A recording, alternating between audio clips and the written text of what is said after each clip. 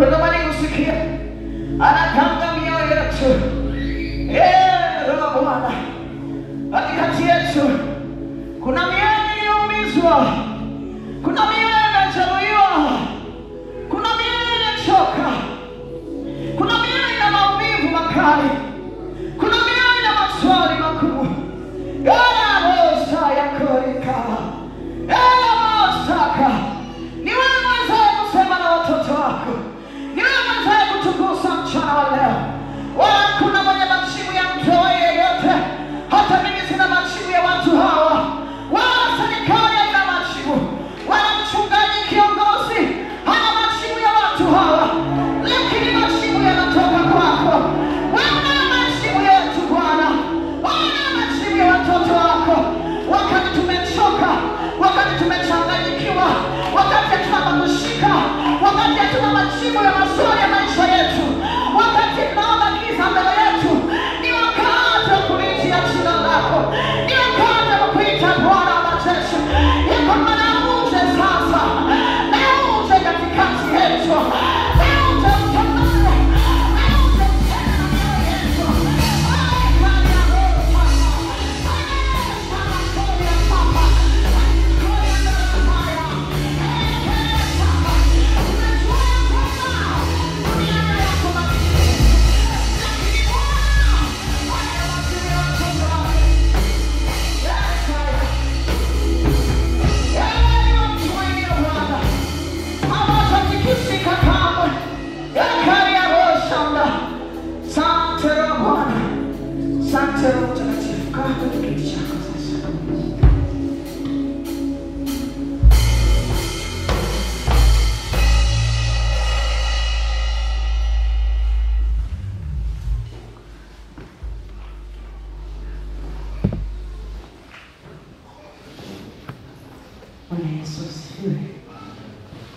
Haleluya. Basi ni Jumapili nzuri kabisa. Jumapili ya tarehe 19 Oktoba 2025. Tuko mbele za Mungu, tunabidi kuabudu. Bwana Yesu asifiwe sana. Tumeacha kila kitu. Tumeacha. Tumesema leo tutakuwa nyumbani mwa Bwana kwa ajili ya kuabudu, kwa ajili ya kusikiliza nini Mungu anasema na sisi. Ujumbe wetu leo unasema mjue Mungu sana.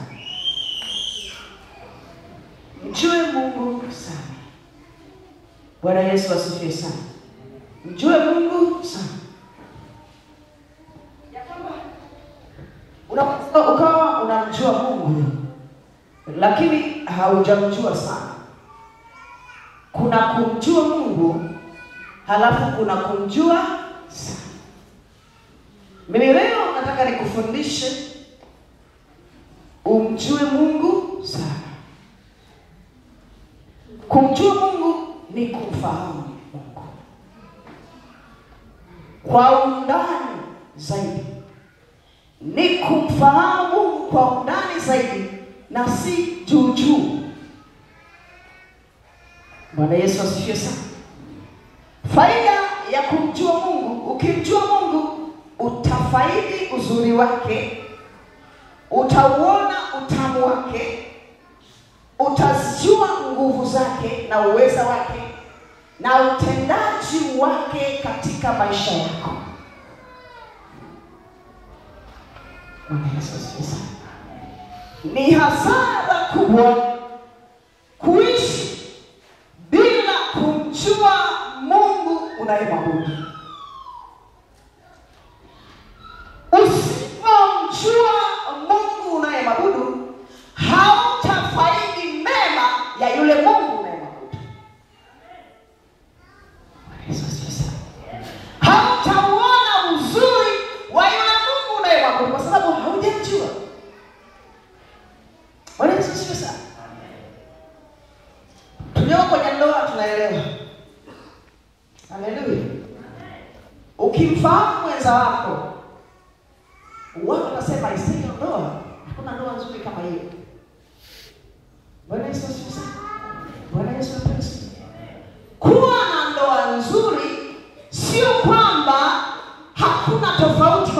kwenye ile ndoa. Sio kwamba wale watu wawili hakuna muda wanatofautiana kimtazamo. Sio kwamba wale watu wawili hakuna siku wanakoseana. Wanakosea. Lakini wamejuana. Bwana Yesu asifiwe. Hakuna ndoa zenye furaha zaidi duniani zaidi ya zile ndoa ambazo wale wanandoa wamejuana, wamefahamiana. Bwana Yesu asifiwe. Haleluya. Kwa nini kunaweza kuwa na migogoro mingi sana kwenye ndoa? Migogoro mingi sana. Zinaweza zikawepo sababu nyingi sana. Lakini sababu mojawapo ni wale wanandoa bado hawajajuana. Ukimjua mwenzi wako utajua jinsi gani ya kwenda naye. Mahali ambapo mngepigana ngumi, majirani wangejaa, ngumi hazitokei. Bwana Yesu asifiwe. Kwa sababu yule aliyekuwa anataka kusababisha ngumi, yule mwenza wake amemjua kwamba huyu anataka kurusha ngumi, akashuka. Aliposhuka akaisha, akaanza kucheka.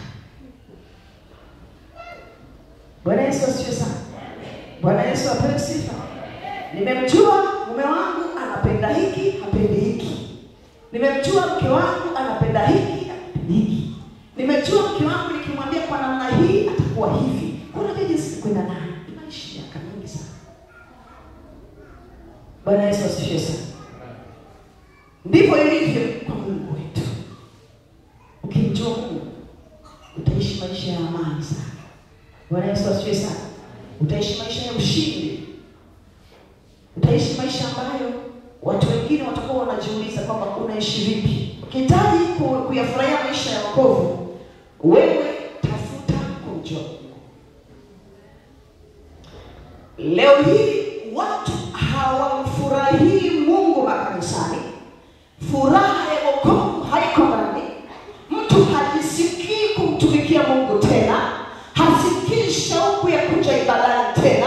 Hasikii shauku ya kutoa sadaka tena. Ile furaha ya wokovu na kumfurahia Mungu haipo. Yuko anajisukuma, anajilazimisha tu.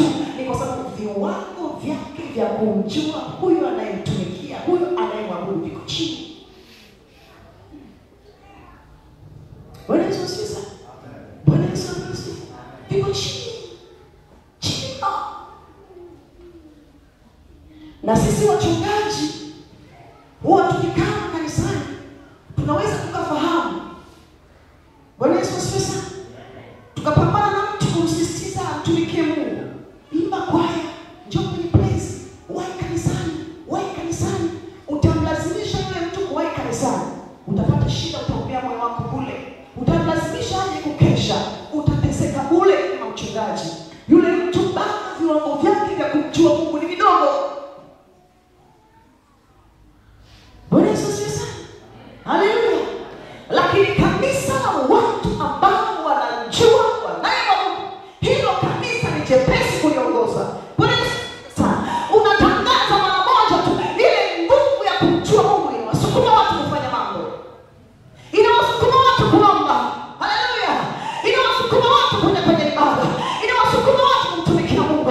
Inawasukuma watu kukaa kwenye ibada. Kwa mtu anakuja ibada na kanje. Mtapiga kelele, mtasema mpaka utachanganyikiwa. Sio yeye. Bwana Yesu asifiwe. Ile nguvu ya kumjua anayemwabudu ni ndogo, hailazimishi kukaa, inamwambia nenda nje. Bwana Yesu asifiwe sana. Haleluya.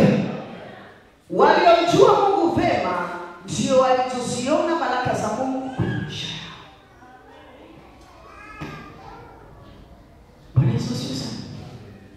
Unaweza usizione baraka za Mungu kwenye maisha yako. Kuna mambo unaweza usiyaone kwenye maisha yako. Ni mpaka uamue kutafuta kumjua Mungu vizuri ndio baraka zitatokea.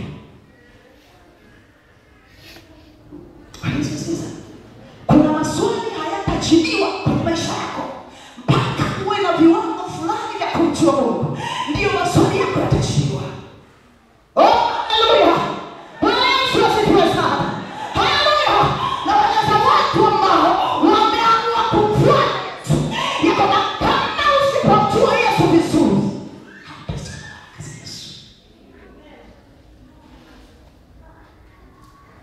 Bwana Yesu asifiwe sana. Bwana Yesu asifiwe. Haleluya. Hakuna imani nzuri sana. Hakuna imani yenye majibu. Hakuna imani inayoinua watu. Hakuna imani ambayo inawatoa watu chini. Hakuna imani inayobadilisha historia za watu.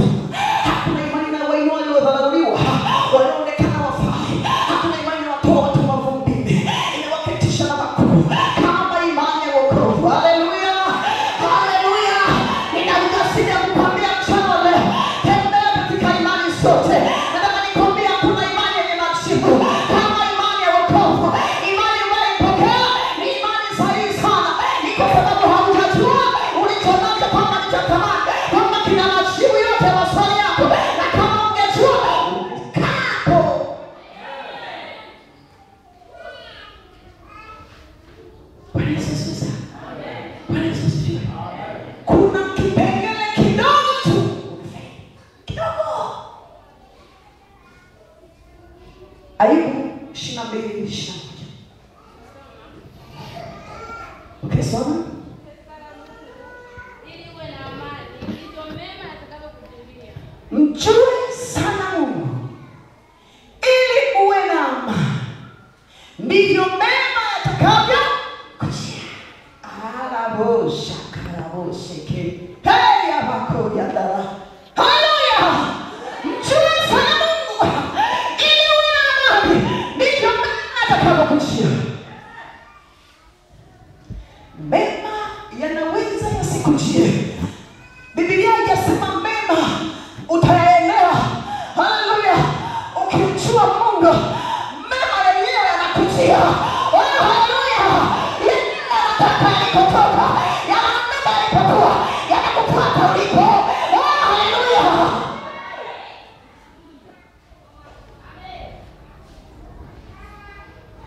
Katika vitu ambavyo dunia imekosa leo, dunia imekosa amani. Bwana Yesu asifiwe sana. Dunia imekosa amani. Waone mabilionea, waone watu wenye majumba ya kifahari, waone magari ya kifahari, waone watu wana ndoa, wanatembea barabarani, lakini wamekosa amani. Haleluya. Ni kwa sababu hawajajua. Bwana Yesu asifiwe sana. Baraka ya kwanza ya mwanadamu yeyote ni amani. Bwana Yesu asifiwe. Bwana Yesu asifiwe. Baraka ya kwanza kwa mtu ambaye yeyote kwenye maisha haya sio pesa. Baraka ya kwanza sio majumba. Baraka ya kwanza sio ndoa. Baraka ya kwanza sio huduma. Baraka ya kwanza ni amani.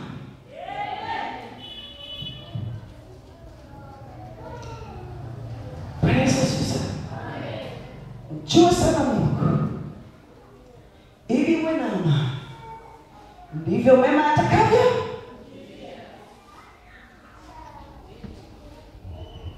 Haina sababu kuacha chochote, ni kutafuta kumjua tu. Ukisha kumjua Mungu, baraka za Mungu zinakuja. Kuna mwezaye kuzuia. Oh, haleluya. Unasema watu wataniloga, wanaona nafanikiwa, wanaloga familia yangu. Hakuna mchawi awezaye kuloga baraka ambazo Mungu ameziachilia. Haleluya. Hakuna yeyote awezaye kusimama akaleta uadilifu kwa mtu ambaye anamjua Mungu na Mungu ameachilia baraka. Baraka ziko zinamwendea. Hakuna yeyote anaweza kufanya chochote. Haipo. Baba basa kara. Haipo. Baraka za mtu aliyemjua Mungu ni baraka original. Oji. Haleluya. Bwana asifiwe. Baraka zingine ambazo zimeachiliwa na Mungu zinaweza zikaja zikapigwa na shetani, lakini baraka ambazo Bwana ameziachilia haziwezi zikapigwa na yeyote. Biblia inasema baraka za Mungu hazina majuto wala hazijaambatana na machozi. Haleluya. Bwana Yesu asifiwe sana. Haleluya. Jue Haleluya. Juu. Ukijuu utapata baraka zinazodumu. Bwana Yesu asifiwe sana. Baraka zinazodumu miaka na miaka, vizazi na vizazi. Bwana Yesu asifiwe sana. Hakuna nikapokea baraka mingi mwanangu akawa maskini. Hapana. Ni baraka ambazo zinarithisha vizazi na vizazi. Bwana Yesu asifiwe sana. Kwa sababu zimetokana na kumjua aliyeumba mbingu na nchi. Bwana Yesu asifiwe sana. Hauwezi, sikiza hii point. Mimi nikusa. Hauwezi kumwabudu Mungu zaidi ya unavyomjua. Bwana Yesu asifiwe sana. Bwana Yesu asifiwe. Hakuna namna unaweza ukamwabudu Mungu zaidi unavyomjua.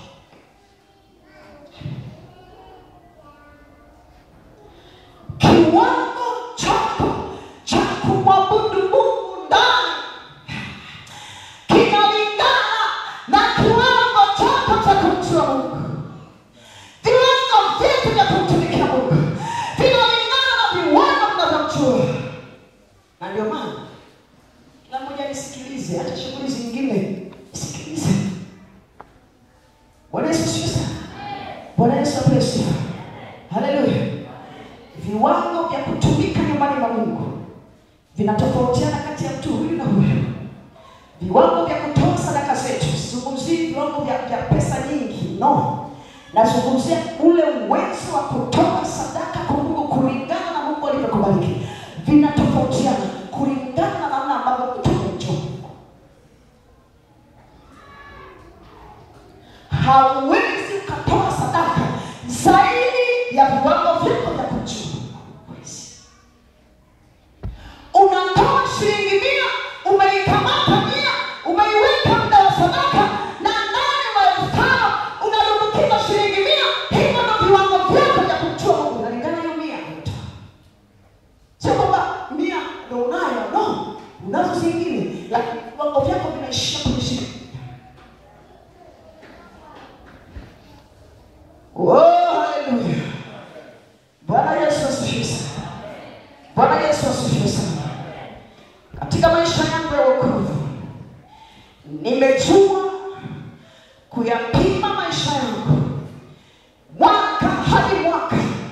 Kadri ninavyozidi kukulia wokovu, nimekuwa nikiendelea kuangalia viwango vyangu vya kumjua Mungu na unayoyafanya. Nagundua viwango vyangu vya kumjua naongezeka au nabaki pale pale au nimeshuka chini. Bwana Yesu asifiwe sana. Viwango vya kumjua Mungu mtu anaweza kuwa navyo. Kwanza, ukitaka umjue Mungu zaidi, lazima uwe na shauku. Hamu, kiu, njaa, uhitaji, shauku.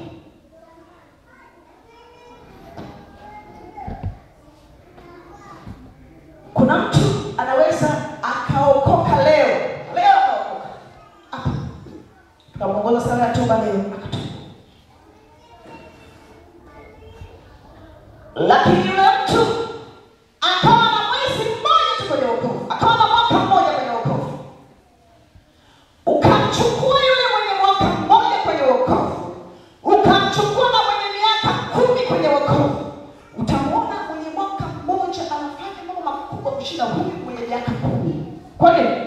Yule mwenye mwaka mmoja alipopokea wokovu akawa na shauku, akawa na njaa. Na ndio maana leo kanisani, kanisa lisipokuwa makini, hakuna watu wanaua watoto wachanga kwenye wokovu. Wanawaua watoto wachanga kama wale wazeefu kwenye wokovu. Sio wazoefu, wazeefu wamezeekea wokovu. Baba, nina miaka 20.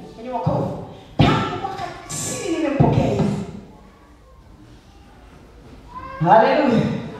Haya ni hatari sana kwa watu wachanga kama wale watu hawajamjua Mungu vizuri. Ndio ambao wanawabomoa watoto wachanga mambo yako. Alifanya watoto sana. Wewe sisi tunafahamu tumeokoka na miaka mingi. Wewe jifanye watoto sana. Bwana Yesu asifiwe sana. Nimejiona kama unajua sana kutoa, sisi tunaufahamu wokovu, tunaujua. Jifanye na kieleo jinsi unadeki kanisa, unapenda kuimba. Wewe nakwambia wokovu njoo kwa kanisani hapa kwa akili. Kazi yao. Wamedumaa, hawana uwezo wa kuendelea tena. Wako hivyo hivyo miaka nenda rudi, viwango vyao ni vile vile. Akitokea mtu anakuja anakimbia kwa kasi, wanamshika na kumshika.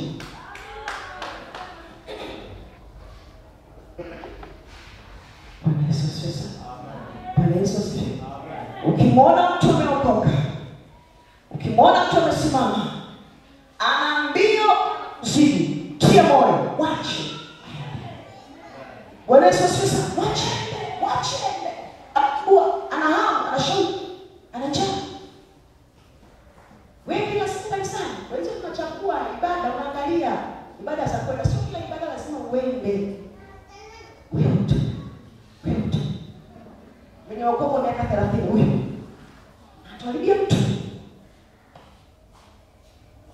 Bwana Yesu asifiwe sana.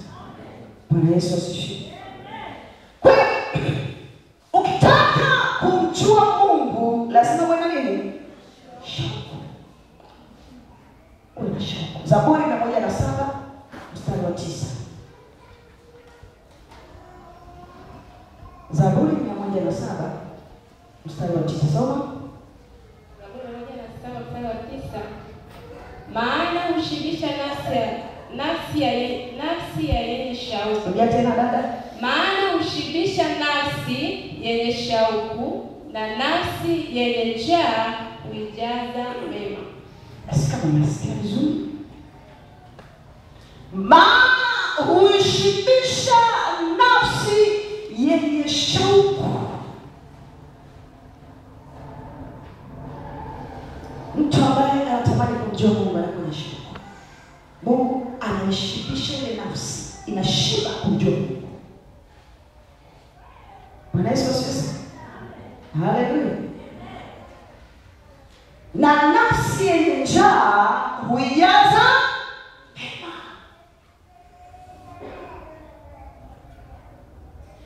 Unataka mema kutoka kwa Mungu. Bwana Yesu asifiwe. Unataka mema kutoka kwa Mungu. Unataka mema kutoka kwa Mungu? Unayataka? Serious? Unayataka mema? Wanashauku ya kumjua. Hivyo. Kuwa na shauku. Moyo wako uwe una njaa. Moyo wako una kiu, unatamani hautosheki kuhusu Mungu. Unataka kila siku unatamani uendelee kumsikia Mungu. Utajazwa mema. Utajazwa? Nikwambia kitu tu.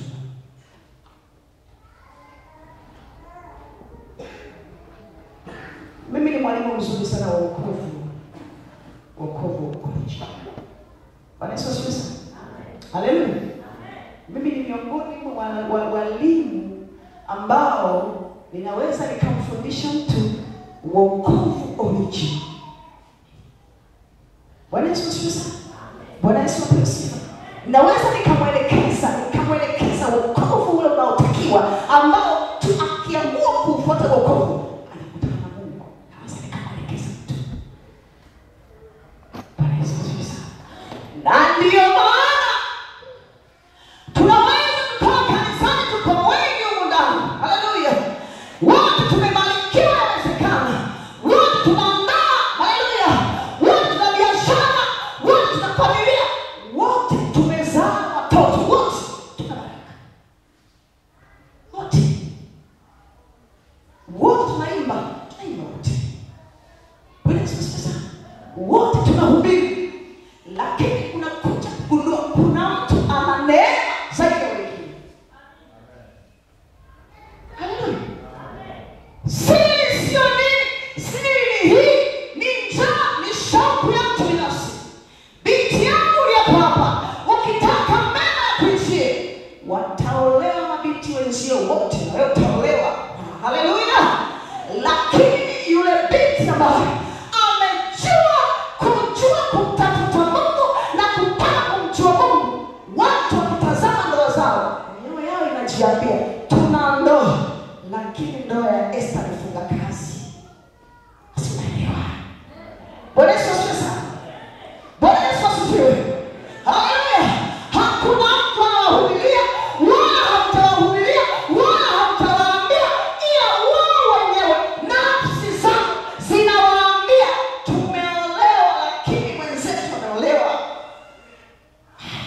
Yesu asifiwe sana. Mtu aliyemjua maisha yake yanatofautishwa na wengine wote. Bwana Yesu asifiwe sana. Haleluya. Yanatofautishwa. Watoto wako hata kama sio sasa hivi. Bwana Yesu asifiwe sana. Lazima watoto wako wawe tofauti na watoto wengine. Sio tunanielewa? Bwana Yesu asifiwe sana. Bwana Yesu apewe sifa. Lazima wawe tofauti. Lazima. Haiwezekani. Kwa sababu gani? Mwenye shauku anajazwa mema. Aliyemjua Mungu mema yanamjia. Bwana Yesu asifiwe sana. Bwana Yesu apewe sifa. Hizi ndio kodi nakupa. Hizi ndio kodi na kuziachilia mchana leo. Ya kwamba atakuwepo mmoja, atanikamata hili neno, ataniishi. Naye haiangalii sura, haiangalii una miaka mingapi kwenye wokovu, haiangalii si ni mwanamke, haiangalii ni mwanaume, haiangalii una umri mdogo, haiangalii ni mzee, haiangalii ni yeyote akiamua kumjua Mungu, Mungu anaachilia mema.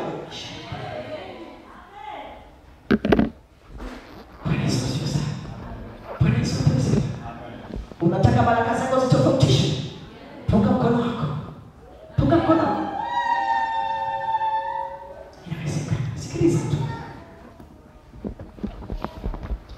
Sasa huyo mtu ambaye anataka kumjua Mungu, kuna mambo ni mengi sana. Mengine Roho Mtakatifu anamfundisha yeye mwenyewe. Lakini haya mambo ya mwalimu ambaye nimeandaa ni mwalimu wa leo. Kwanza, mtu huyu atajitahidi kusoma neno, kusikiliza maneno ya Mungu, kutafuta maarifa kuhusu Mungu kwa bidii,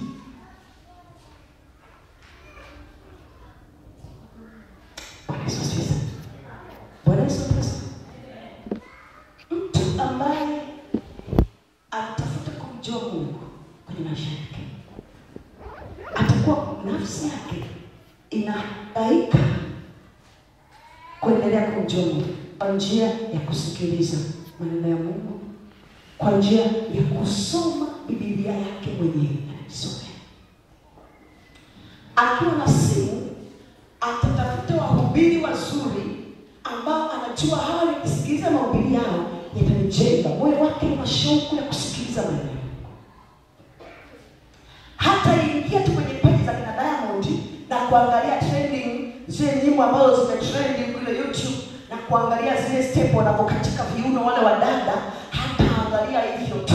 Yule ni mtu ambaye ndani yake hana hamu. Mungu amempa rasilimali simu ambayo imejaa kila namna ya utajiri wa maneno ya Mungu, lakini huwezi kumuona akiweka bando. Anaweza akaachilia hata mahubiri ya mhubiri mmoja ambaye anaweza akamchenga akamshindisha, anakwenda kuangalia viuno vya wadada wanavyokatika. Hii ndio moyo wake umejaa hayo. Hana shauku.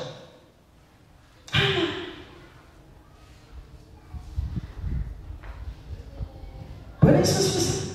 Hana shauku.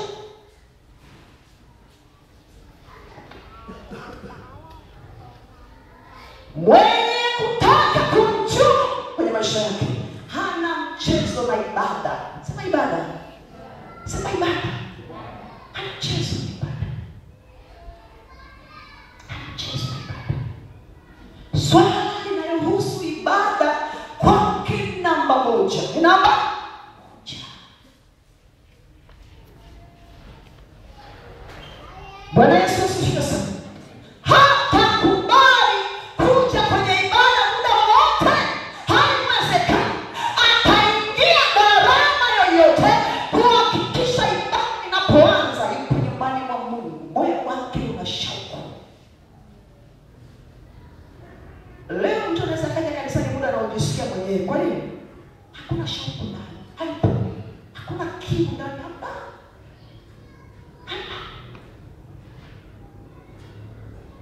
Lakini akiwa na safari kwenda mkoani, anaamka saa 9 anakwenda mkoani. Anawahi haijaa basi anakwenda saa 9. Lakini ibada inayoanza saa 3 hawezi kuwahi. Yule mtu yuko serious kweli? Nauliza. Huyo mtu yuko serious? Anataka mema ya Mungu yamwijie? Anataka watoto wake wawe vichwa? Anataka huyo mtu?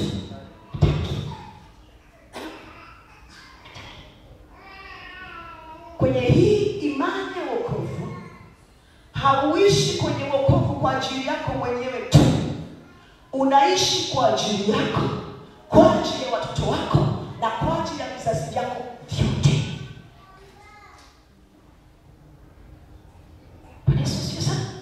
Kama unajisikia kuwa na wokovu, nikasema eti wokovu ni kwa ajili yako mwenyewe.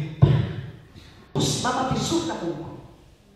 Nikifanya mchinga, upumbavu na uvivu, usina upuzi, niko na watoto wangu na vizazi vyangu vyote sitakubali. Bwana Yesu asifiwe. Bwana Yesu asifiwe. Leo unaweza kama unaishi kwa furaha sana kwa sababu ni wadogo. Na unaishi kumpuuza Mungu, kutofanya mapenzi ya Mungu kama ni kitu cha kawaida. Haujui kunapanda uharibifu sio wa kawaida. Yako majira wale watoto watakuwa mabinti, watakuwa vijana wakubwa na watakutesa, watakuumiza moyo, baadaye waende kanisani. Utawakuta wamelala barabarani wanavuta madawa ya kulevya. Utawakuta ni mabinti zako wamezaa tumbo lako, wamevaa mimiko na jiuza barabarani. Ni kwa sababu ukujua kusimama kwa nafasi yako nyakati zako. Ukujua ya kwamba kama unasimama vizuri, mema atakujia wewe pamoja na watoto wako. Umekataa kwenda na Mungu vizuri, mema yameondoka, umekuja uharibifu. Utaanza kulia, kuna kusaidia.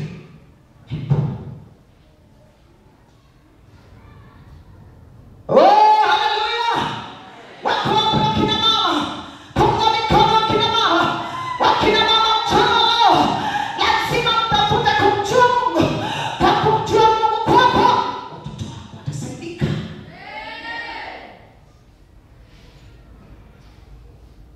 Bwana Yesu asifiwe. Bwana Yesu asifiwe. Bwana Yesu asifiwe. Ukileta upuuzi huo unaoendelea nao, ukileta mzaha utakuja kulia peke yako, hakuna kufariji. Wale watoto kama ni mashoga na watoto wa kiume. Nilikuwa naangalia clip moja, nikamtumia na mchungaji kwenye mtandao. Nikamwona baba mmoja mzungu ameitwa kama kwenye chombo cha habari, amekaa kwenye kiti, halafu kule watu ni wengi sana na mwandishi wa habari yuko pale. Siku hiyo baba huyo kwa mara ya kwanza ameitwa ili aje atoe maoni yake. Mtoto wake alishapotea muda mrefu, ameitwa ili aje amuone mtoto wake, asikie maamuzi ya mtoto wake. Amekuja pale anataka amuone mwanae ambaye ni muda mrefu hajamuona. Wameandaa sherehe kubwa. Yule baba mzungu amekaa, yule kijana wa yule baba akaitwa, akaambiwa ingia sasa, uje uongee na baba yako. Akatokea kijana wa kiume, ukimtazama ana nywele kama ameshika hapa, kavaa kimini, anaingia, amevaa viatu virefu, anaingia amepaka shedo na hereni, mtoto wa kiume. Nikamwona nataka baadaye uje nikuonyeshe popo. Baba yake yuko analia machozi, ni mzee, mtu mzima, yuko analia. Watu wanashangilia wale ya mashoga na mapenzi ya jinsia moja, wako wanapiga vigelegele. Yule baba analia, anatafuta mshike mkono, hakuna kumshika. Yule kijana anazidi kuja, amekaa kwenye kiti, amefanya surgery, amechonga pua yake ni ndefu, amepaka lipstick. Baba yake analia, baba yake anatoa machozi, anasema siku zangu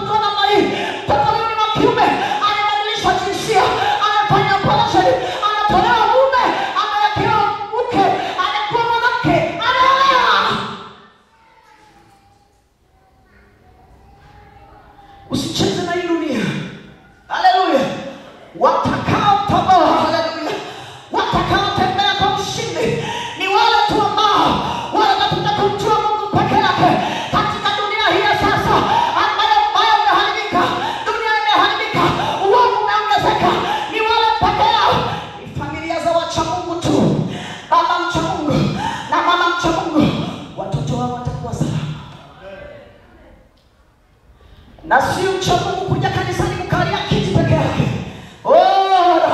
Saka ni kuwa mcha Mungu, kuishi sawa sawa na mapenzi ya Mungu, kutafuta kumjua.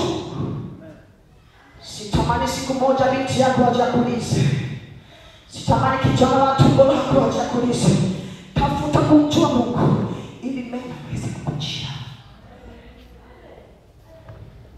Haleluya, haleluya. Nasema leo ni kama hadithi ilimpata yule baba. Unapoona vijana mashoga wana mama zao, wana baba zao,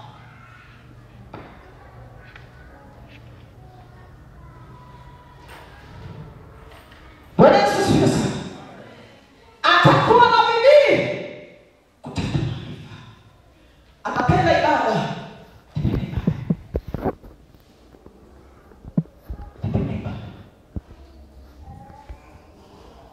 moyo wake umejaa shauku ya ibada, anatamani kuabudu Mungu, anatamani kuja kanisani, anaona ibada moja haitoshi, ibada moja tu Jumapili haitoshi, ibada hii moja haitoshi kumjua Mungu kwa ajili yangu na vizazi vyangu, haitoshi, ni ndogo, haitoshi. Ibada moja ipambane na ushoga, ibada moja ipambane na ukahaba, ibada moja ipambane na madawa ya kulevya ya kizazi changu,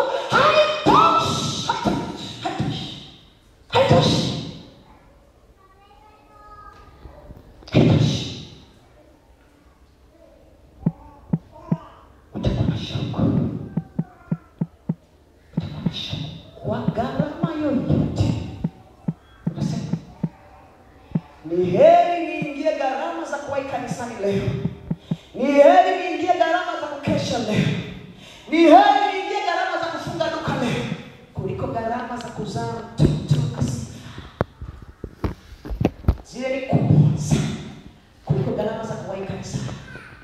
Gharama za kuwahi kanisani ni ndogo, gharama za kuwa na binti anayejiuza ni kubwa. Gharama za kuwa na kijana anayelala vilabuni ni kubwa. Tafuta kumjua Mungu sana. Bwana Yesu asifiwe. Atapenda neno la Mungu, moyo wake una hamu kusikia. Unajua haya maisha ni maamuzi. Hebu mwambie jirani yako, maisha ni maamuzi. Ni wewe unaamua. Maisha ni kuchagua. Mwambie tena jirani yako, maisha ni kuchagua. Hakuna lisilowezekana. Lolote linawezekana ukafanya. Lote lile.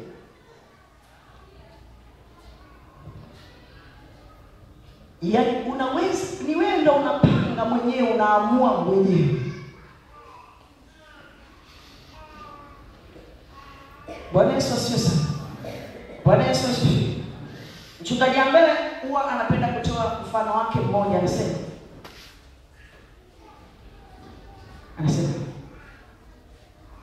alikuwa anakwenda kuabudu kanisani. Ulikuwa unaendesha basketi masaa ngapi baba? Basketi ulikuwa unaendesha masaa ngapi? Alikuwa wakati unasikia basketi, tu Dar es Salaam ndio tunasikiaga sana kama basketi sijui. Unajua? Alikuwa anaendesha basketi masaa ngapi? Anafuata ibada masaa ngapi? Hatembei barabara kama hiyo ya Bagala, mapoli mazito. Masaa ngapi? Anaendesha basketi. Nazungumzia basketi. Masaa ngapi? Mimi nilikuwa natoka kule na poli pikipiki shilingi 25,000 hadi shilingi 30,000. Kutoka kule kwenda kule. Shilingi au shilingi 30,000. Nauli ya pikipiki. Yeye anaendesha basketi masaa ngapi? Anakwenda kanisani. Ibada inaanza saa ngapi baba? Uko unafika kanisani saa ngapi? Anafika kanisani saa 1:30 asubuhi. Saa 1:30 asubuhi anafika kanisani. Mwendo basketi masaa ngapi? Anafika kanisani saa 1. Sio saa 2, sio saa 3, saa 1:30 Jumapili yupo kanisani.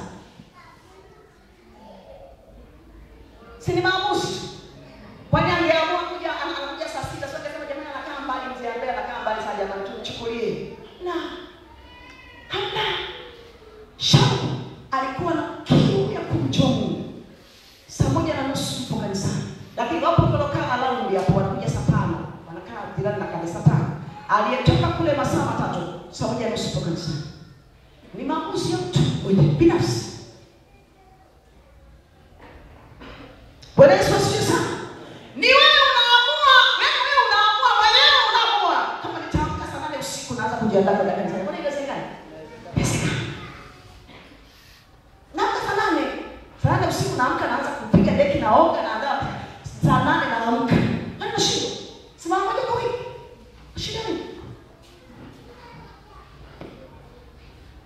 Bwana Yesu asifiwe sana. Kumjua nani? Mungu. Shauku ya kumjua. Alikuwa anatafuta mema. Haleluya. Anataka mema kutoka kwa Mungu. Anatafuta wakati. Na mema ameanza kumjia sasa hivi baba. Bwana Yesu asifiwe sana. Kabisa. Hebu mchia nini? Wengi. Na bado anaendelea kuja. Lakini mtu huyu anayetaka kumjua Mungu, namba 2, atajitahidi kuomba. Atakuwa ni muombaji. Namba 2, hakuna ulokole bila kuomba. Usio ulokole. Bwana asifiwe sana. Hakuna ulokole bila kuomba. Hiyo ni dini. Dini hiyo. Wewe unaishi bila kuomba kwenye dini, lakini wokovu ni kuomba.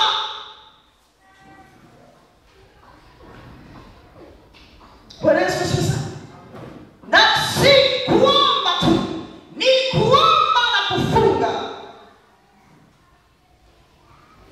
Tunapozungumzia Pentekoste, tunasema Pentekoste na kufunga ni chanda na pete. Haleluya. Hauwezi ukatenganisha wokovu na kufunga. Hauwezi. Maisha ya kula ni dini tu. Mtu mwenye hamu ya kumjua Mungu atakuwa na muda wa kuomba. Muda wa kuomba. Nazungumzia wokovu wa moto. Sizungumzii wokovu wa baridi. Haleluya. Wokovu wa baridi ni dini kama dini zingine. Haleluya. Bwana Yesu asifiwe sana. Wokovu wa moto tunaacha kula. Tunaacha tunafunga. Hata kama jua ni kali Dar es Salaam, joto ni kali. Joto kali. Tunafanya kazi, tunafunga. Kazi ninayofanya ni ngumu sana. Bila kula haiwezekani. Wewe. Alikwambia duniani hakuna kazi. Hatutafanya kazi mbinguni. Duniani tunafanya kazi na tunafunga kama kawaida. Hakuna kazi ngumu inakuzuia usifanye mapenzi ya Mungu. Haipo. Nafunga, naingia darasani nafundisha mtu 1000 na wasaishia na kuwasaishia. Wakipiga kelele nachukua fimbo na wachapa wote. Na nguvu hizo za nimefunga. Nyumbani nachukua nguo, nafua nguo za watoto, nafua za kwangu, napiga deki, nafanya kazi zote na nimefunga.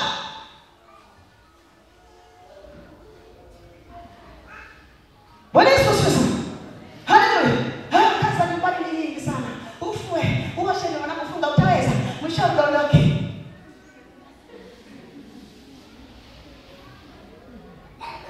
Kwa hizo kazi hizo ndio zitaokoa watoto wako kwa kufua na kuosha vyombo. Ndio zitakusaidia mema ya kujia. Huu mji kufunga ni kazi sana. Wewe unafunga, mama anataka vitumbua. Unasikia kama tumekula. Huko unakaanga miogo. Yaani kufunga inakuwa shida. Yaani siwezi. Haleluya. Katikati ya masupu, watu wanakula masupu na machapati. Katikati ya majuisi na masoda, sisi tuko mlimani. Haleluya. Tunamtafuta Bwana.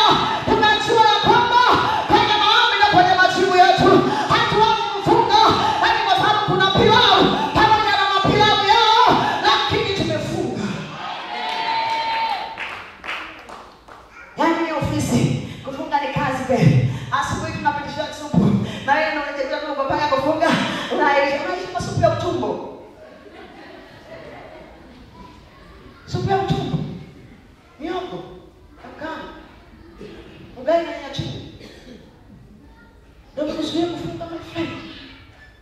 Vikuzuie kumjua Mungu wako.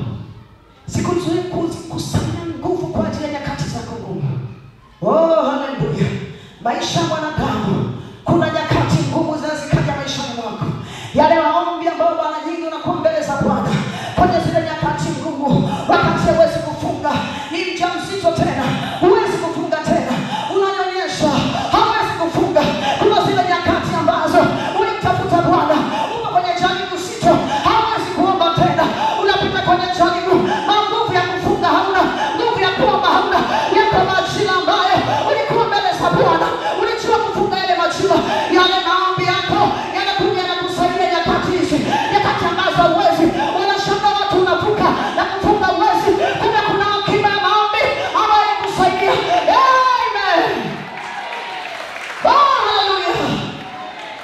Kuna majira ambayo mtoto wako atakuwa anapita kwenye mazingira magumu, na wala wewe haujui, yuko mbali na wewe, lakini anakutana madhila makubwa, amekosa mtu kumsaidia.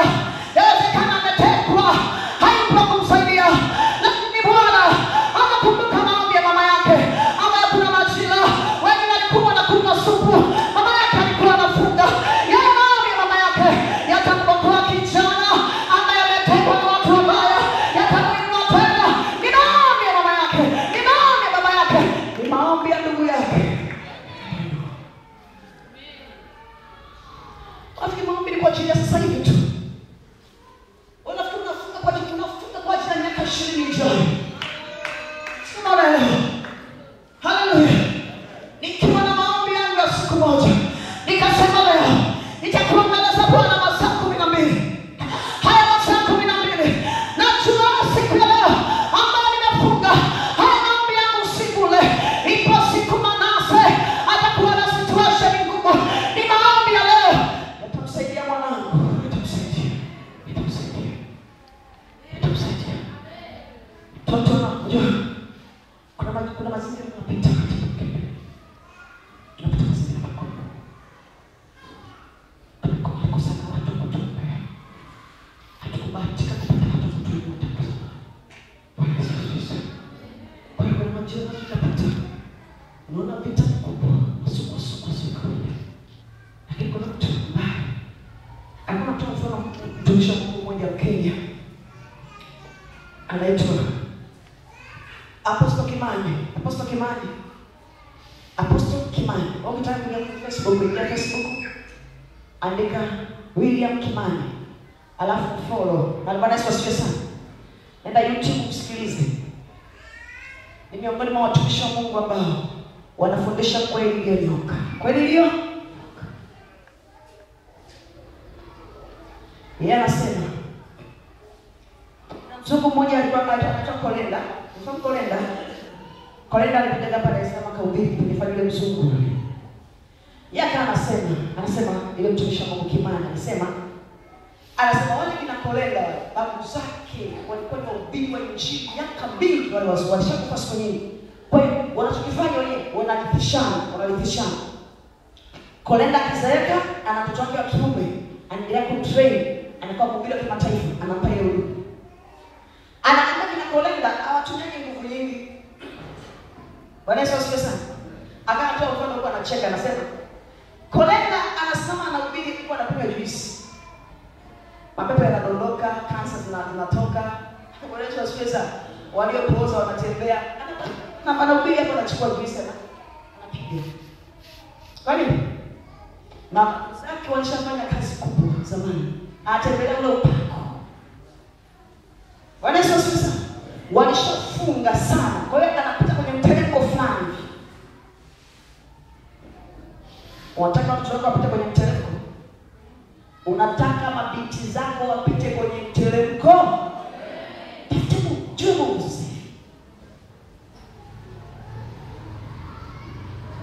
Bwana Yesu asifiwe sana. Bwana Yesu asifiwe sana. Siku ya Jumanne, unadada kwa mama Ithani yupo?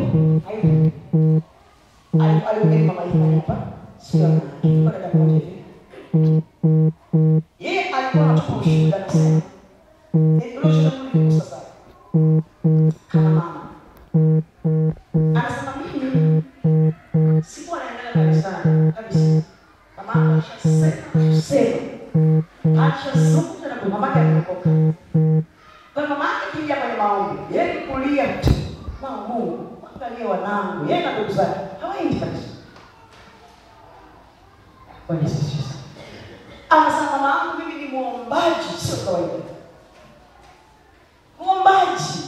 Yeye kufunga, nikitoka chuo na kuja nyumbani nikichunga chumba na sasa kwa ndio hivyo ananitaja chumbani kwake na nitaja tu mimi. Mimi mama nimesharudi, rudi mwanangu asante. Yeye mama yake ni kuomba, kumwombea tu binti yake, ni kumwombea tu. Kanisa siendi. Shuhuda litoi. Walikuwa wanawake siku hizo wanakumbuka. Bwana Yesu asifiwe. Mama aliyekuwa anatafuta kumjua Mungu, yeye kabisa. Anasema akasoma chuo akamaliza. Mama yake anamwambia Mungu, natamani mwana. Mama yake kufunga, mume mwema, mume mchamungu, mume mchamungu. Sasa kwa mabaya, kwa maisha yake ndio kama unavyoona, lakini Mungu anatamani mwanangu apate, yaani mwisho wake uwe mzuri.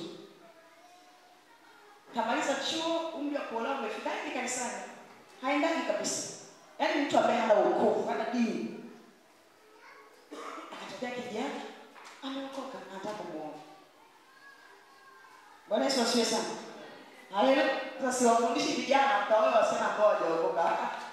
Hiyo ilikuwa ni neema ya mama mtu alikuwa naomba na mwanae. Akasema sawa, nakubali. Sasa kama unataka kukubali nikuoe, uwe unapiga kanisani kwetu. Uokoke. Nikasema shida. Kanisani kuja tu. Akaanza kwenda kanisani kwa yule kijana.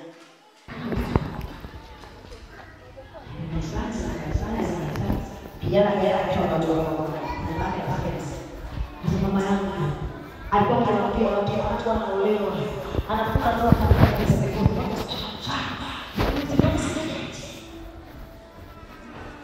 Bwana maombi ya nani? Ya mama yake. Leo amesimama na wokovu na nyumbani kwake kazaa mtoto ana mume mzuri, ana maisha mazuri, ana amani. Yuko hapa leo hajaja kazi. Bwana Yesu asifiwe sana. Haleluya. Ni mama yake, ni wazazi wake walijua kuomba.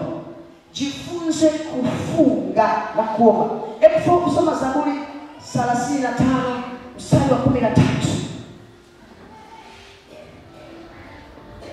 35 mstari wa 13. Ndio unaenda. 35 mstari wa 13. Ile inasema 35:13. Bali mimi nalipougua wao nguo yangu ilikuwa gunia. Nalijitesa nafsi yangu kwa kufunga, maombi yangu yakarejea kifuani mwangu. Nalijitesa nafsi yangu kwa kufunga. Bwana Yesu asifiwe sana. Jifunze kuitesa nafsi yako kwa kufunga. Kuwa na siku zako za kufunga. Unasema leo sitakula, sitakunywa, utakuwa mbele za Mungu. Bwana Yesu asifiwe sana. Nitakuwa nikitafuta Bwana, nitakuwa nikiomba. Haleluya. Bwana Yesu asifiwe sana. Maombi ya kufunga yanamfanya mtu kumwongezea imani kuhusu Mungu. Unapofunga imani yako ndani inaongezeka. Inafanya nini? Kama hujawahi kufunga au kama huna tabia ya kufunga, jilazimishe kufunga. Jilazimishe bali jilazimishe kufunga. Lakini maombi ya kufunga yanashughulikia mambo yaliyoshindikana kwenye maisha yako. Kuna mambo yana majibu kwenye maisha yako kwa sababu hujafunga tu. Hujaamua kufunga. Ukiamua kufunga, hiyo shida kuisha. Bwana Yesu asifiwe. Ukiamua kufunga, nataka nishughulike na hili tatizo hili. Hili tatizo nataka nishughulikie. Madaktari wameshindwa. Nimetumia kila namna imeshindikana. Nataka nianze kufunga. Wewe funga muone. Funga wewe. Bwana Yesu asifiwe sana. Lakini maombi, tunazungumzia faida ya maombi ya kufunga. Sio maombi ya kufunga. Maombi ya kufunga yanatunyenyekeza.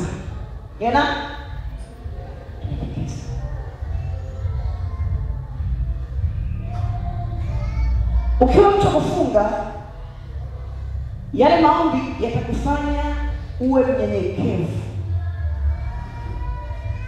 Uwe mtu uliyepondeka.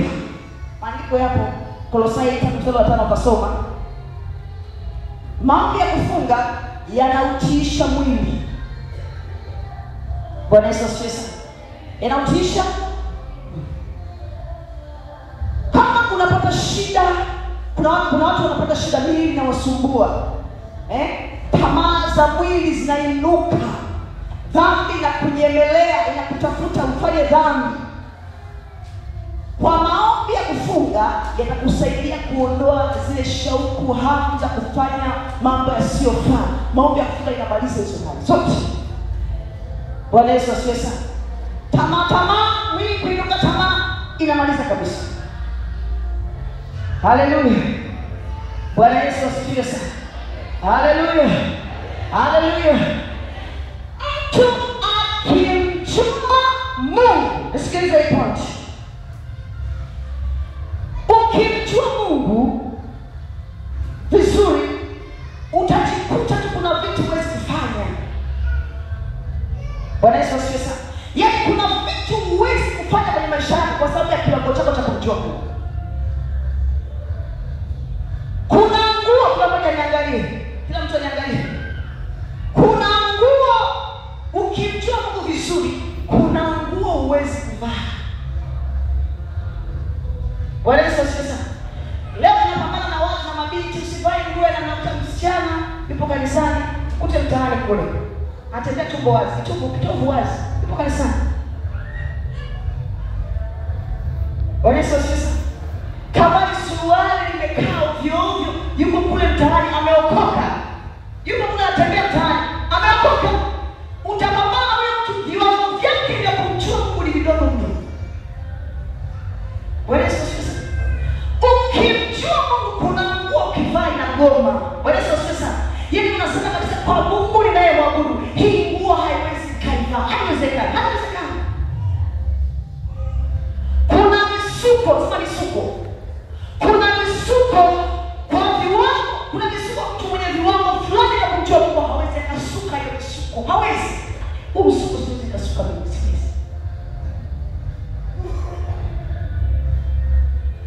Bwana Yesu asifiwe sana. Bwana Yesu apewe sifa. Haleluya, haleluya. Haleluya, haleluya. Kuna jambo wewe hata kama mtu hajakuzuia, hajakuambia jambo hili ni dhambi. Yaani mwenyewe tu unagundua kwa viwango vyako vya kumjua Mungu, hili kitu mimi siwezi kufanya. Siwezi.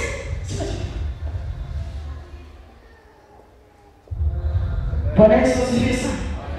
Bwana Yesu apewe sifa. Haleluya. Mimi kuna vitu ambavyo hata nikiwa kwenye kundi la watu waliookoka kiasi gani, wale wote wakafanya kile kitu, hata kama mchungaji ambaye asimame hapa aseme suruali sio shida, kwa viwango vyangu mimi sitavaa suruali mpaka naingia kaburi. Labda kuvalisha suruali mwili wangu sio nimekufa, yenyewe tunataka jinsi valisheni ama shida. Yesi mwili tu. Sivai. Bwana Yesu asifiwe sana. Sivai. Moyoni mwangu inagoma, suruali inagoma. Viwango vyangu haviruhusu.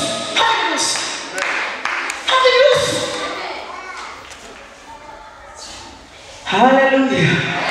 Haleluya. Tunamwambia bwana mhubiri fulani, na mhubiri mkubwa, ana followers wengi, anaenda Marekani, anaenda China, anahubiri kweli, watu wanamfuatilia, anavaa suruali, akamwambia Yesu mwanamke, anavaa suruali, mimi sivai.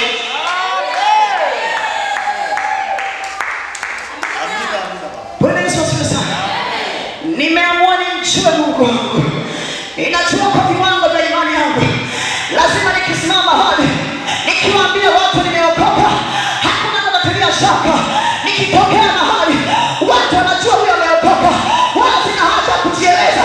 Muonekano wangu tu, watu wakinitazama wanajua kwamba nimepigwa chapa ya Kristo. Hakuna maswali.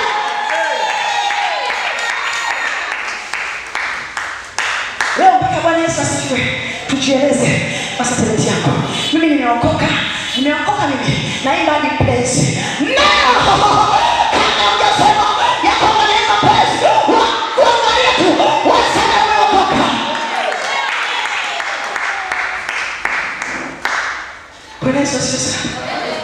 Nimeshuhudia tunaleta mwalimu Mesha kinyango. Lakini njoo mtafute mwalimu Mesha kimpati.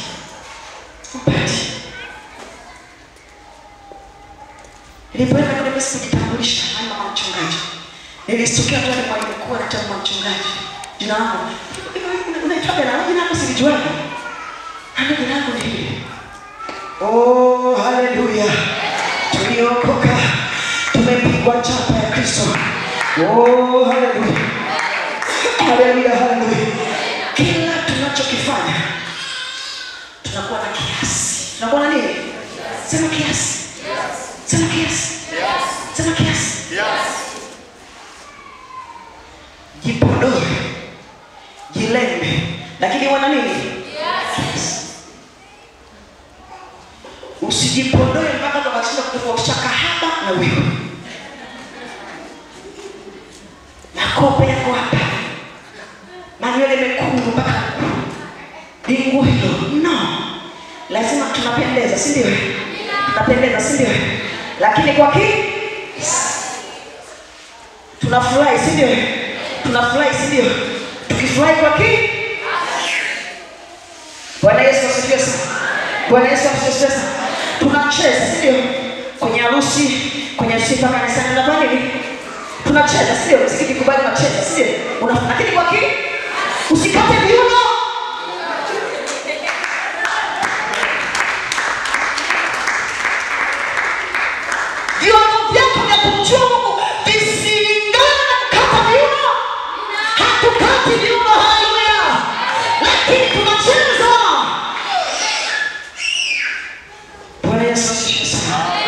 Tunaishi kwa nini? Ukifurahi unafurahi sana, unafanya nini? Kiasi. Ukiongea unaongea kwa nini? Kiasi. Kiasi ndio maisha yako. Haleluya. Kiasi ndio maisha yako. Tukia mtaani kwako leo, ukiwa salumu. Tukifika mtaani, aende dada mlokole. Oh, ni sifa njema. Haleluya. Haleluya. Wakujue kama ni mlokole. Waseme ile binti mlokole. Haleluya. Leo hii nisema kuna binti zinakuja kufanya mkutano mtaani kwenu. Leo tunakuja mtaani kwenu, wanatoroka. Kubali. Aisha yake. Tuvae nguo zenye staha. Bwana Yesu asifiwe sana. Nguo zenye heshima kama watu tunamjua Mungu. Haleluya. Wokovu wetu ndio nasema sisi ni barua. Haleluya. Barua yetu inasomwa na kila mtu. Wao nikitazama waone barua. Maisha ya dhambi ya mwiko. Bwana Yesu asifiwe sana. Mwiko kufanya dhambi. Mwiko. Dhambi isitajwe, watu isitajwe. Tunamtabiti kwa kijana. Unaosha sana, fua, unapika. Ni mafuko. Bwana Yesu asifiwe sana. Kusimama na vijana huko na cheka kwa hiyo tabia binti ya wewe kwambia kitu kimoja. Bwana asifiwe sana. Bwana Yesu asifiwe sana. Msichana mwenye heshima, msichana mwenye heshima anajeshi. Hakuna aliyeolewa kwa kujipendekeza kwa mvulana. Ngoja nikupe tabia moja ya mvulana wa watoto wake. Nikupe tabia. Ndalisema inatoa siri ya kambi. Bwana Yesu asifiwe sana. Kijana yoyote akimwona msichana anamchekea hamoi. Sinaelewa. Naelewa. Yaani ukajichekesha kwa kijana wa kiume, ukajichekesha, mama anajipisha simu, hawawi mtu hawawi. Anajua ni kioo na malaya na ulea watu. Niliosoma eleza kitu hiki. Mtoto wa kiume yeyote yule, awe ameokoka, awe hajaokoka, hata kama ni mchafu kiasi gani, ni muhuni, ni malaya, atembea na wasichana ovyo ovyo, hawaoni malaya. Sinaelewa? Sinaelewa? Hawaoni malaya, hawaoni. Anawa bikla, ambaye anaitwa na mama taswi.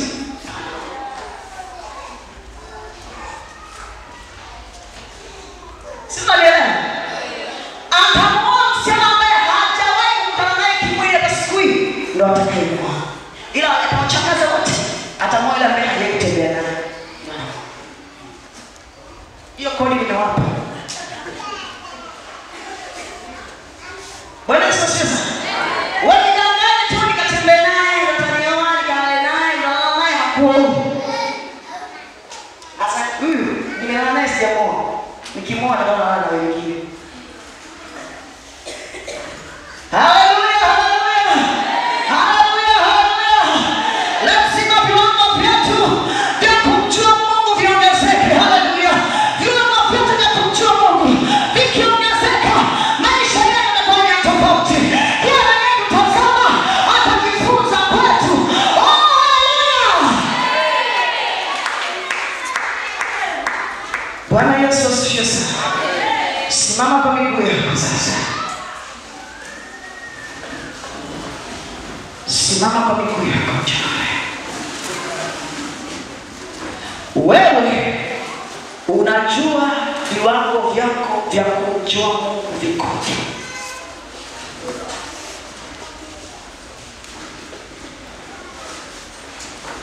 Wewe unaelewa maisha yako ya mchangani, unayachanganya.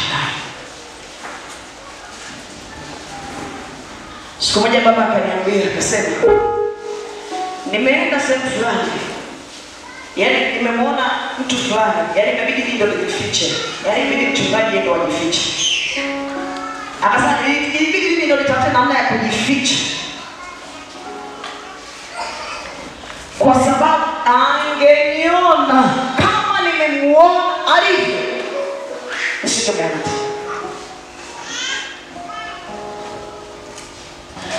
Maisha yako unayoishi hapa kanisani ndio maisha yako kule nje.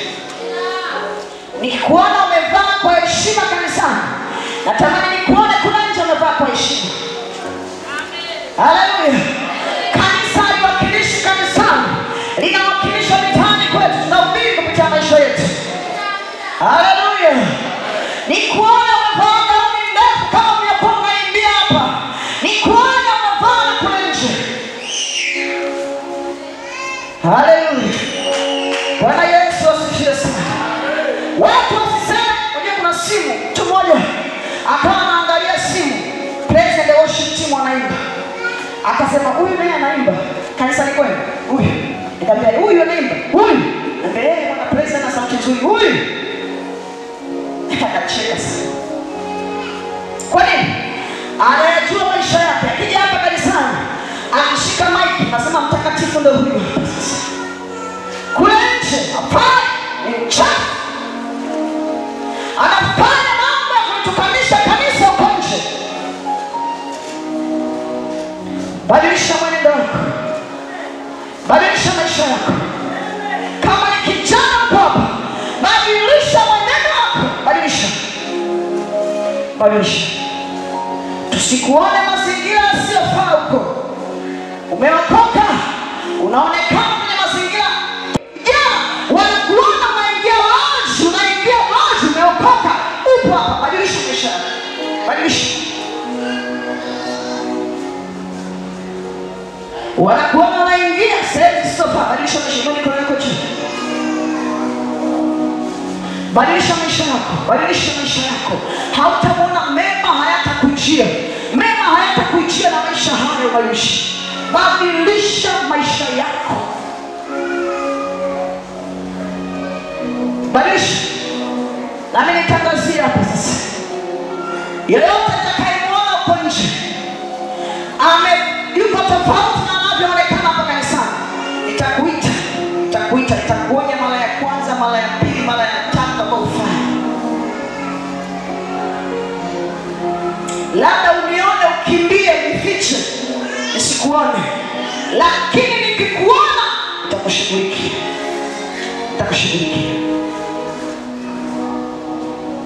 Chunguza, unichunguze Bwana Yesu, nakuomba unichunguze. Chunguza Bwana, mwambie Bwana kuchunguze mchana.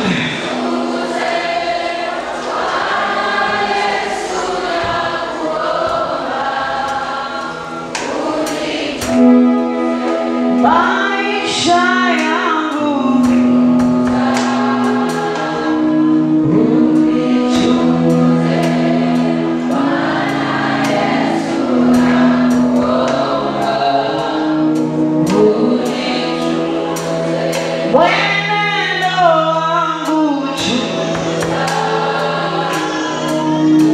unichunguze Bwana Yesu,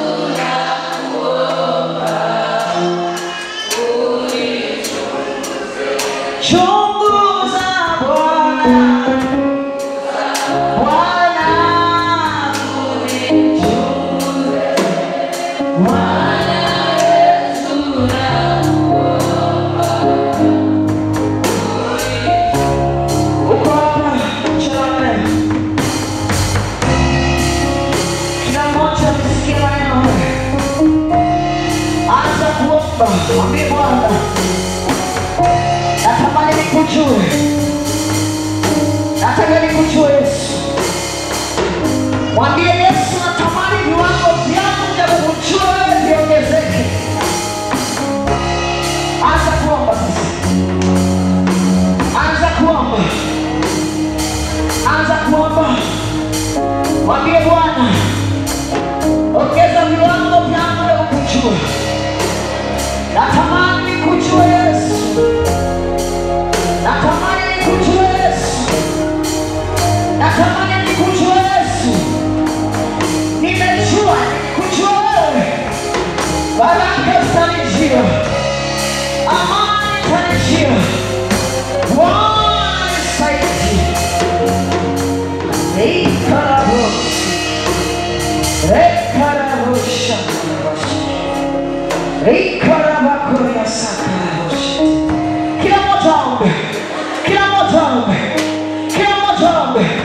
Kila mmoja ombe, unaishi maisha ulionayo ni kwa sababu viwango vyako vya kujua Mungu ni vidogo.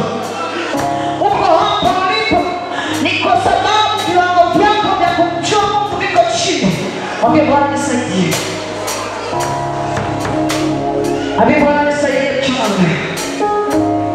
Mwambie Bwana nisaidie mchana. Mwambie Bwana niponye. Ponye Bwana. Niponye Yesu. Niponye Mwokozi. Niponye Mungu aliye hai. Naomba uniponye. Naomba unisaidie. Naomba unisaidie. Naomba ubadilishe maisha yangu. Maisha yangu Bwana yabadilishe. Asante. Asante, sikilize. Kuna mtu upo hapa, lakini unagundua ya kwamba viwango vyako vya kumjua Mungu vimeshuka sana, sio kama ulivyoanza. Zamani ulikuwa unakimbizana mbio za wokovu sio za kawaida, lakini sasa hivi unagundua ya kwamba zile mbio zako zimepungua sana. Na kwa kupungua kwa hizo mbio kutasababisha usizione baraka za Mungu nyingi sana kwenye maisha yako. Unagundua umelegea sio kama zamani. Ulikuwa ni mtu wa ibada, ulikuwa ni mtu wa maombi, ulikuwa ni mtu wa kukesha, ulikuwa unaishi maisha matakatifu ya kumpendeza Mungu. Sogea hapa, sogea hapa. Leo ni siku ya ufufuo. Tunafufua viroho vya watu. Leo ni siku ya revival, ya revival. Tuna revival leo. Tunahuisha maisha yetu ya kiroho. Yale maisha tulikuwa tunaishi zamani. Zile mipama sasa hivi hazipo tena. Hazipo tena. Kule kumpenda Mungu ulikokuwa unampenda zamani, sasa hivi hamna tena. Unagundua zamani ulikuwa unafunga, sasa hivi umekaa huko umejikausha, lakini haufungi. Kuja madhabahuni kuna maana kubwa. Usijione kama nikienda madhabahuni nitaonekana mimi sifai. Watu wenye shauku na Mungu akisikia kuna msaada wanakuja. Wewe endelea kujifanya wewe ni wa kiroho sana, utaonekanaje? Utabaki hivyo hivyo. Lakini waliomhitaji Mungu walikimbilia Mungu, wakasema Bwana nakuhitaji kwenye ibada leo. Umesema nini? Karabo shata. Kuna watu wale wamekaa huko. Zamani ulikuwa maisha kumpendeza Mungu, sasa hivi umejichanganya. Dhambi kwako ni kitu cha kawaida. Hofu ya Mungu imeondoka kwako, hana hofu ya Mungu tena. Sogea hapa. Sogea. Kuja kanisani maana yake unataka usaidiwe. Njoo. Ukiendelea kukaa huko, kuna aibu mbaya inakuja kwako. Aibu hautaweza kuistahimili. Endelea kuficha dhambi, endelea kuficha uovu, umekaa kwenye kiti. Muda si mrefu kuna aibu inakuja kwako na utaiona kwa macho yako. Wewe unayajua maisha yako. Umeendelea kukaa kwamba unahitaji msaada wote hapa. Kuna aibu inakuja. Utaweza kuistahimili mpaka ardhi ipasuke, uingie mle, hautaweza kuingia kwenye ardhi. Utaibika. Inua mikono yako juu. Naomba kidogo muziki. Inua mikono yako juu. Neno likija, maana yake lisiende kule, liwasaidie watu. Neno likija, tusikae kwenye viti tu bure, lakini tumekuja ili tuweze kusaidika. Na huu ndio msaada wa Mungu mchana leo. Mungu anafanya upya maisha yako ya roho. Mwambie sema Bwana Yesu. Paza sauti. Bwana Yesu. Ni heri upaze sauti leo. Niko mbele zako. Mimi ni mtoto wako. Nimekuja madhabahuni. Kwenye madhabahu kuna majibu. Kwenye madhabahu kuna msaada. Kuna msaada. Kwenye madhabahu kuna nguvu. Kwa madhabahu kuna uweza. Yes. Niko mbele zako. Mimi ni mtoto wako. Naomba msaada. Naomba msaada. Zamani sikuwa hivi. Zamani sikuwa hivi. Nilikuwa na bidii. Nilikuwa naomba. Nilikuwa na kesha. Nilikuwa naishi maisha matakatifu. Bwana, nimerudi nyuma. Nimerudi nyuma. Leo nihuishe. Nihuishe. Nimejua maisha nayoishi sasa yananichelewesha. Yananichelewesha. Yananichelewesha. Badilisha. Nirejeshe Bwana. Nirejeshe Bwana. Kwenye hali yangu ya kwanza. Kwenye hali yangu ya kwanza. Nirejeshe. Bidii yangu. Bidii yangu. Bidii ya kuomba. Bidii ya kufunga. Bidii ya kukesha. Bidii ya ibada. Nirejeshe. Nirejeshe. Nirejeshe. Anza kuomba. Anza kuomba. Anza kuomba. Anza kuomba. Ni heri ulie leo. Ni heri ulie madhabahuni leo kuliko kile kilio utakashuhudia baadaye. Ni heri leo utoe machozi kuliko yale machozi utakayotoa baadaye. Ni heri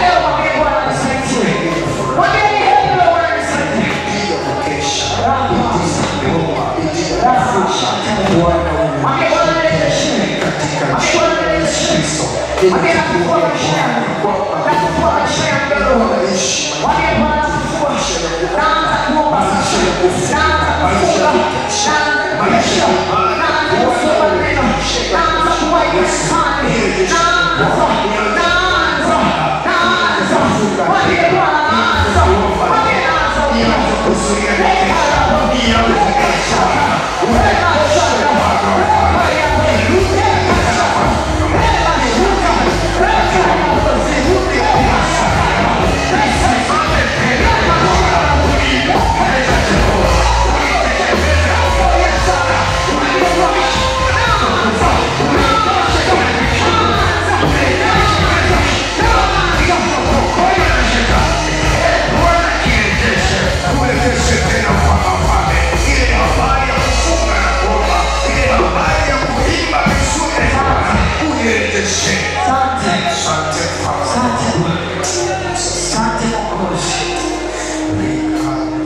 Mungu amebariki sana. Mungu akusaidie. Mungu akuwezeshe. Nenda kaanze leo. Nenda kaanze leo. Anza kesho, anza kufunga. Kesho funga masaa 12. Anza kama kutumikia Mungu. Umeacha kuimba. Umeacha kufanya mapenzi ya Mungu. Anza. Kuna baraka zako ziko mbele. Baraka nzuri. Hii utabeba mashindwa uzee. Zinakuja. Kule kwenye kiti chako kaka.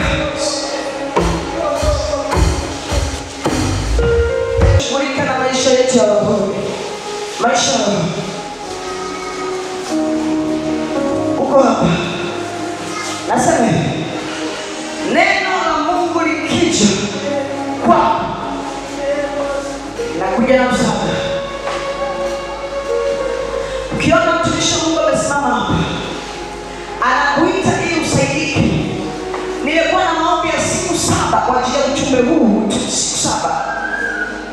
Namwambia Mungu utakuwa na watu wanahitaji kuponywa. Siku ya Jumapili Bwana utawapone.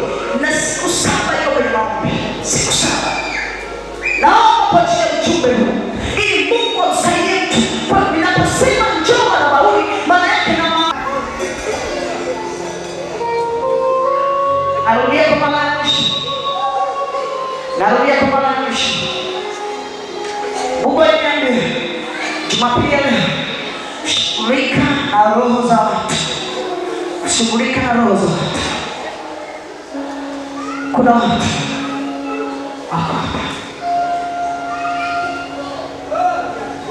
wana mambo wanayofanya ni siri yao.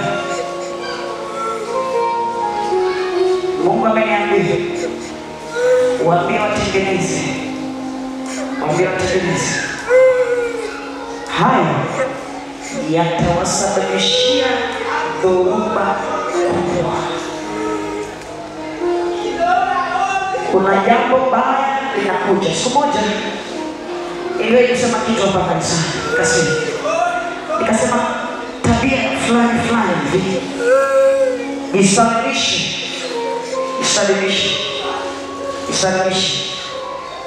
Hivyo ndio utakuta watu wakafikiri ni utani.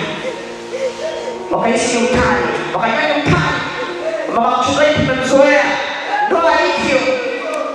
Kilichotokea wao wanajua. Wao ima nafanya. Ino iko nako. Mwanangu yeko hapa. Mungu ameniambia anataka afanye kitu ambacho kitawasababisha watu masikio yao yatawasha. Hawataamini kile ambacho Mungu atakifanya kwenye maisha. Lakini hivyo ambavyo ulikuwa unavifanya vilikuwa vinazuia Mungu ameniambia wala hauhitaji nguvu kubwa sana. Ni hatua tu ya kuacha na kuamua kutengeneza maisha mengine mapya. Kuna jambo jipya linatokea. Kuna jambo jipya linatokea. Sema Bwana Yesu. Bwana Yesu. Mimi ni mtoto wako. Nakushukuru umesema na moyo wangu. Umesema na maisha. Asante kwa sababu unanipenda. Umeniona na mimi. Unataka unisaidie. Najua unakwenda kunisaidia.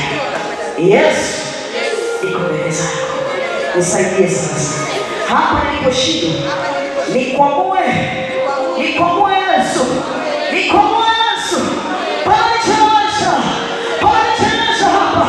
Patengeneza laana kwa mtu wangu. Nitoe hapa. Kwa Yesu. Yesu hapa nitoe.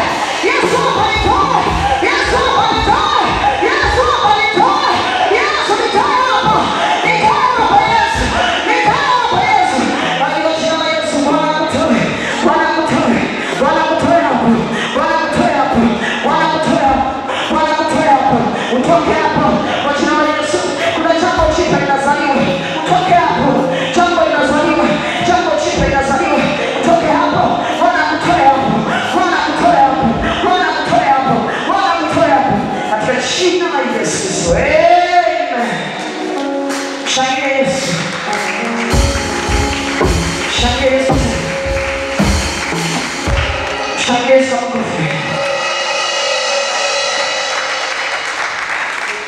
Siri moja ya kubadilisha ukurasa wa maisha yako, unapotengeneza siku hiyo, anza kufanya kazi ile ambayo ulikuwa ukifanya. Siku hiyo anza kufanya kazi. Bwana Yesu asifiwe sana. Mungu anataka mabadiliko tu ya mtu. Kisha badilika tu, anaacha baraka. Mungu atubariki sana. Amen.